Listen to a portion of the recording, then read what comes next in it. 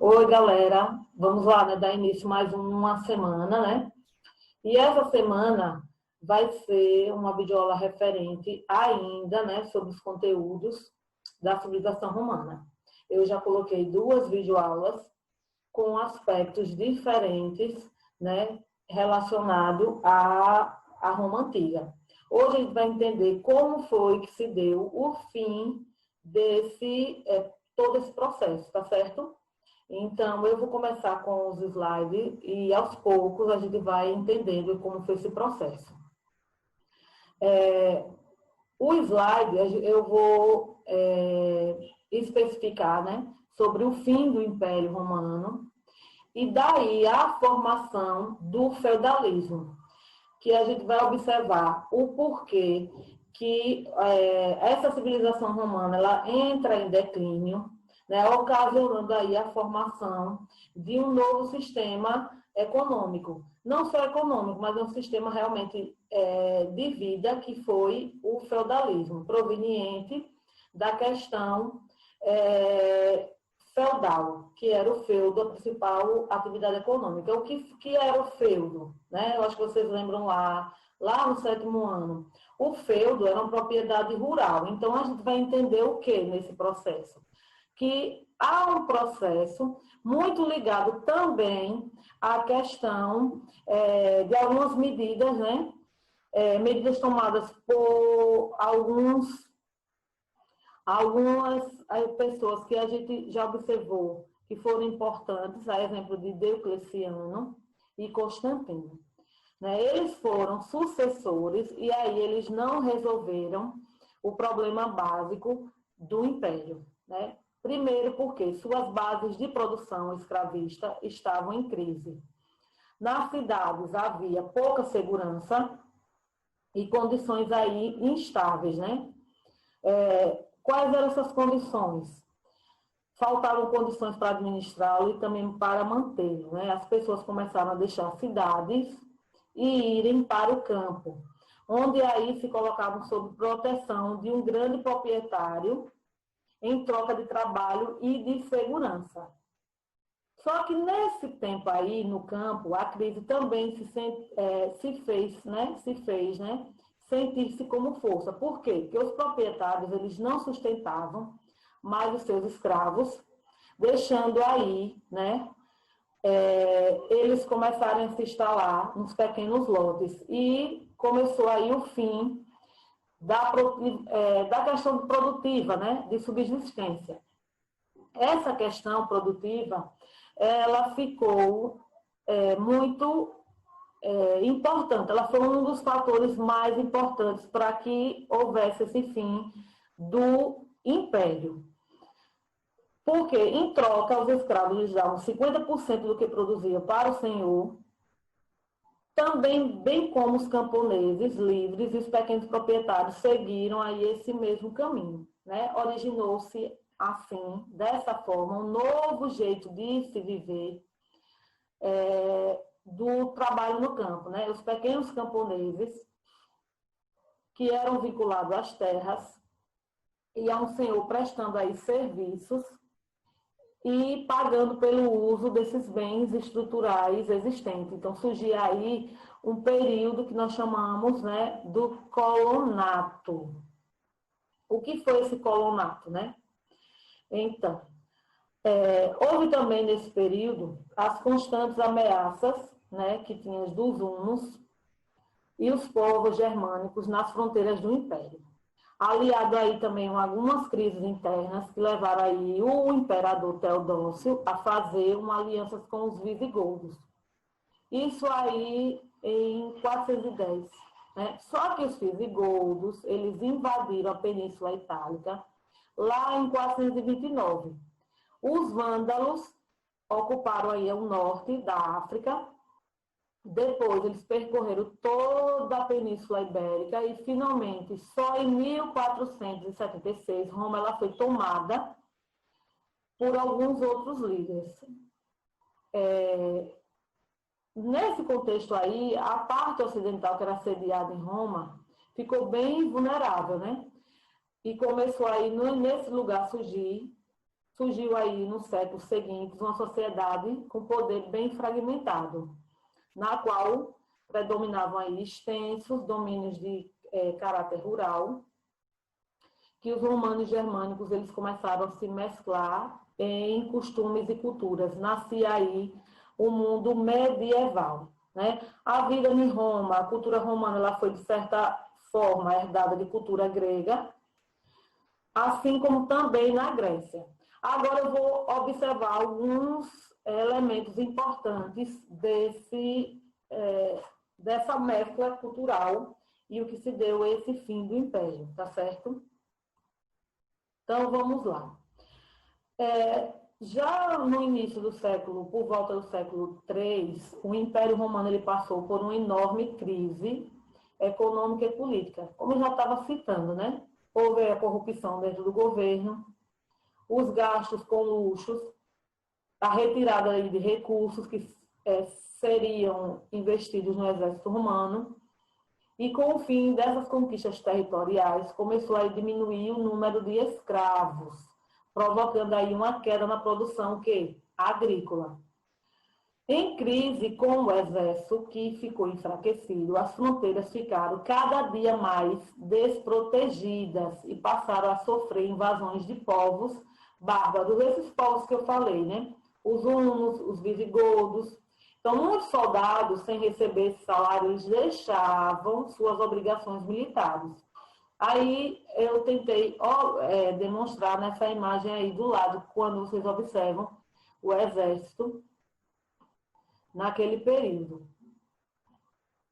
Então, essa crise econômica e também militar foi um dos fatores também importantes. Como eu já falei logo no início, né? Aí no ano de 394, o imperador Teodósio ele resolve dividir o império em Império do Oriente e do Ocidente, que aí vocês observam que fica a capital de Roma, e o Império Romano do Oriente, esse o Império Bizantino, né, que é capital em Constantinopla. Então, há essa divisão do império. Ele é uma estratégia dele, ele entende que com essa divisão ele podia burlar, né, apaziguar nesse momento esse período tão conturbado da Roma Antiga.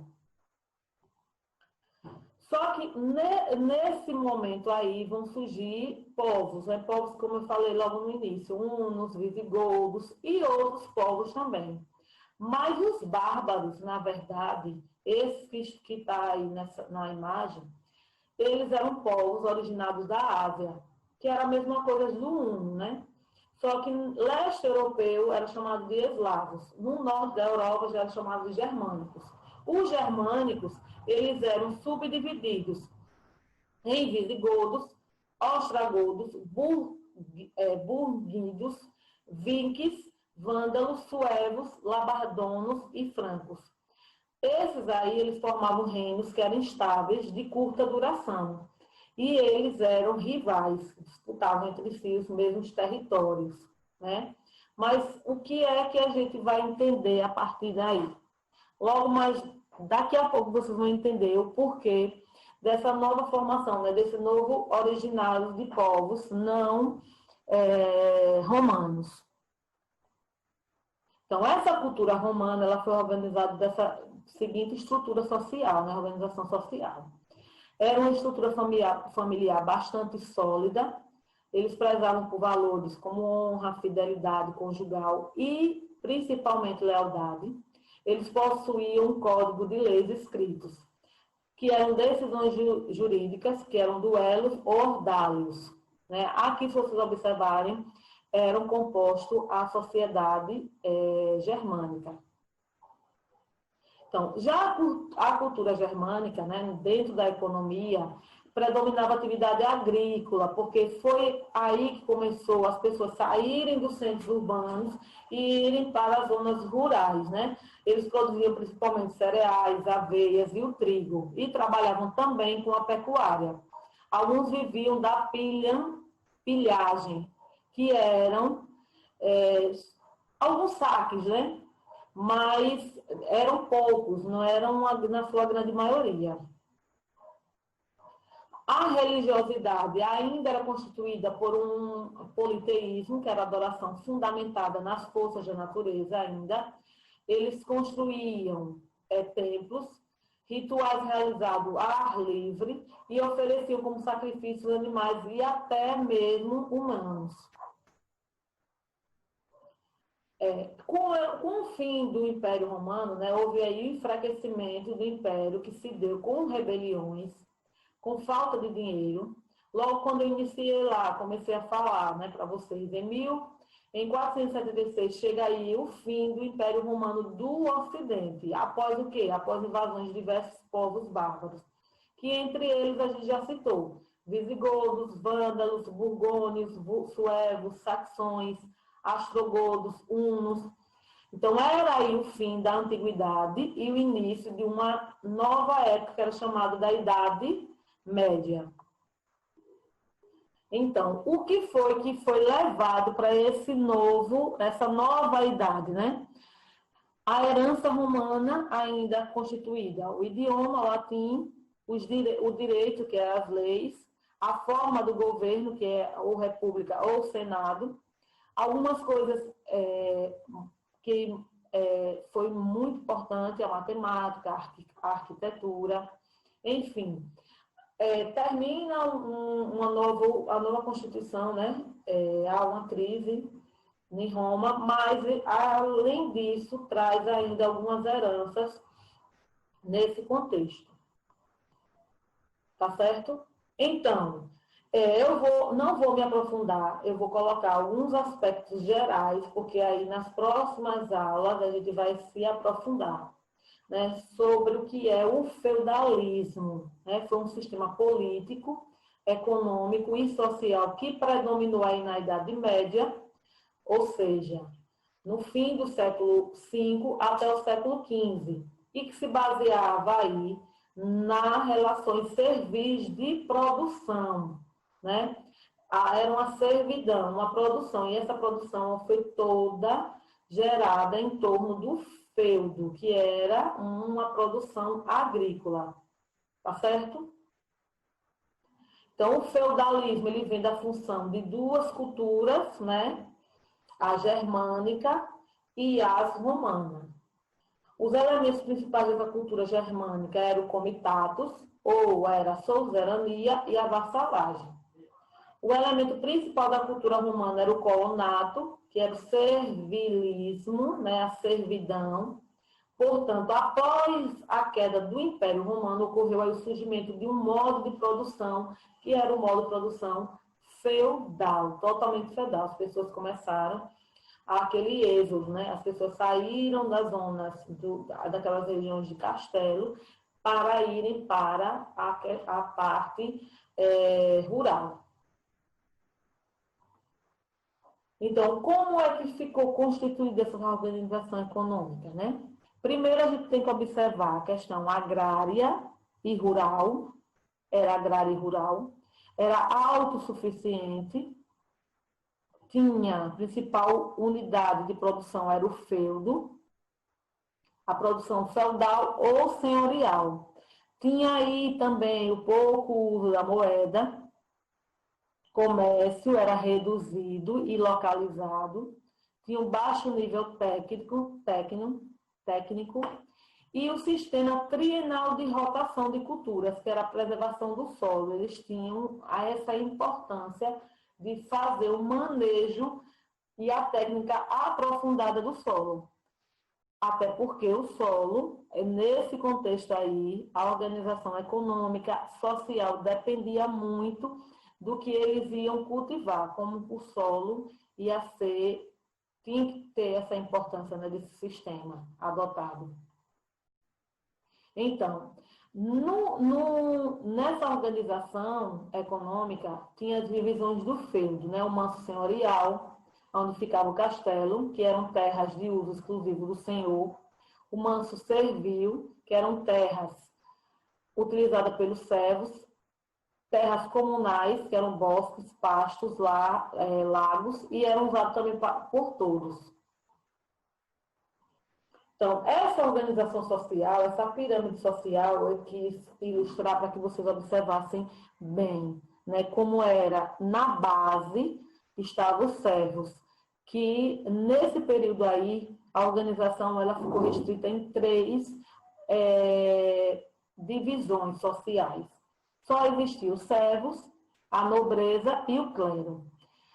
Um detalhe bastante importante que vocês devem levar, né, sempre desse período feudal é que a nobreza, ela não está acima do clero. É o único momento da história em que a nobreza ela ficou abaixo do clero. Por quê?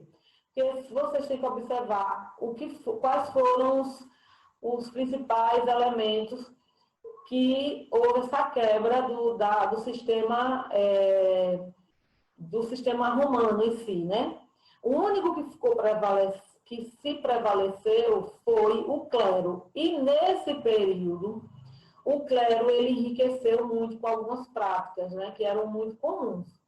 A nobreza, ela está aí, mas é como trazem os livros didáticos que vocês podem observar e ler, que a figura do rei era uma figura decorativa.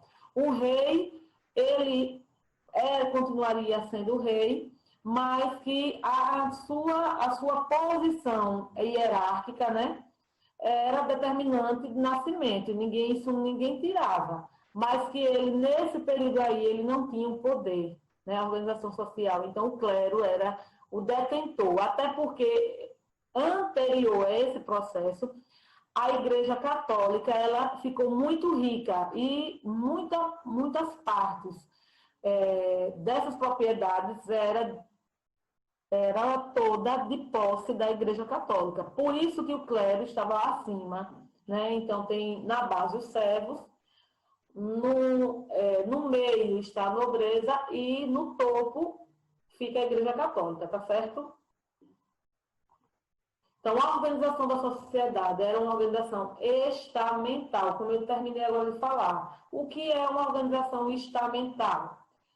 A posição social é definida pelo nascimento, mas não pode ter critérios religiosos como na Índia, né? Que na Índia, aí vocês vão estudar mais na frente.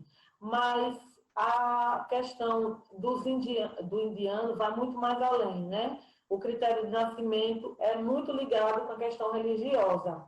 Até porque quem na Índia faz parte, vamos dizer, que é escravo, é alguém que está à margem da sociedade, muito mais à margem da sociedade. Ela é uma pessoa impura, ninguém nem chega nem perto, né? Que são os Dalits.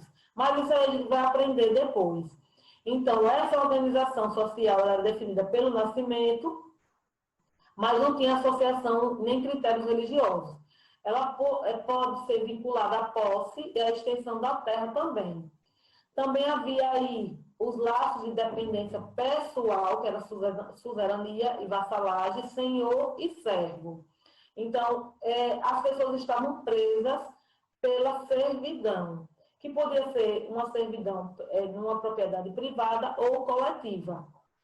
O clero tinha a terra, tinha o poder político e também tinha o poder ideológico, ou seja, o poder de salvação.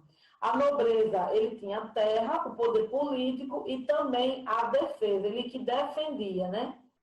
Ele fazia uso da sua questão militar. Já os servos, eles tinham obrigações. Que obrigações são essas, professora? Corvéia, a talha, as banalidades, os tostão de Pedro, o dízimo e a mão morta. Daqui a pouco a gente vai entender o que são cada característica dessas obrigações.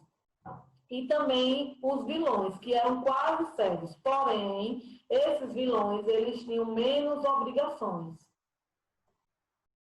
Essas obrigações, né, pagas pelos servos, que eu terminei de falar, o que era covéia? Covéia era um trabalho gratuito desses servos. Ou seja, era o trabalho na agricultura, na construção, de pontes, fortificações, ou seja, eram esses trabalhos que não necessariamente tinham vínculo, né? Eles faziam isso com um bem coletivo. Já as banalidades era um imposto que era pago pela utilização da infraestrutura do feudo, ou seja, a banalidade era tudo aquilo que a gente... Era aquele imposto porque a gente utilizava o moinho, a gente utilizava o forno, o celeiro, então eram instrumentos que iam facilitar o trabalho dentro do contexto feudal, do feudo. Já a talha era uma porcentagem, quase sempre era a metade, né? Entregue ao senhor pelaquela produção do manso servil. A mão morta, também um imposto, ele era pago pela morte do chefe da família, se caso continuasse utilizando a terra. Então, havia um chefe, ele morria, a pessoa queria continuar ali como sendo servo, né? Que você sabe que quase a maioria dessas sociedades era uma sociedade patriarcal, ou seja, se a figura masculina ela viesse a morrer, se tivesse um filho, o filho ele pagaria esse imposto que era específico, era chamado de mão morta. Tinha também a captação, que era um imposto anual, pago indevidamente, né? Era um imposto que pagava individualmente ao senhor. E os servos também eram obrigados a prestar serviço militar em caso de guerra ou em caso de dar hospitalidade, né, a esse senhor também. Tá certo? Aqui foram as obrigações que tinham. Também tinha um outro tipo, né, que era relacionado à Igreja Católica e reforçava o papel da nobreza e a proteção material da sociedade. Lembra que eu falei que a Igreja Católica, ela além disso, ela reforçava esse papel que a nobreza tinha, que era uma proteção, né? E havia também as relações de suzerania e vassalagem. O suzerano era um nobre, no qual ele doava um benefício. Isso mesmo, benefício. Eu não escrevi errado não, viu? Que era o feudo, né? A um outro nobre. Já o vassalo era um nobre que recebia o benefício, fazendo um juramento de fidelidade ao suzerano. Então, são práticas diferentes. Essa relação de suzerania e vassalagem, ela vai depender de quem está sendo utilizado, tá certo? Então, a função da igreja naquele período. O senhor feudal ele tinha um poder local, o rei na prática tinha poderes limitados, já a igreja ela tinha um poder universal. Por quê? Porque a proprietária, né, de um terço das terras da Europa, ela influenciava a vida aí e o comportamento das pessoas. Na próxima videoaula eu vou explicar para você como é que estava constituída a organização da Igreja Católica. Por quê? Para que vocês observem com mais clareza. E também fazer as correções das atividades que eu deixei na semana passada, para que vocês fiquem com bem claro mesmo o conteúdo. Não adianta ficar colocando as características rápidas e que depois vocês não entendam. Então, na próxima videoaula, eu corrijo a atividade e dou continuidade nessa, tá certo? Até a próxima videoaula.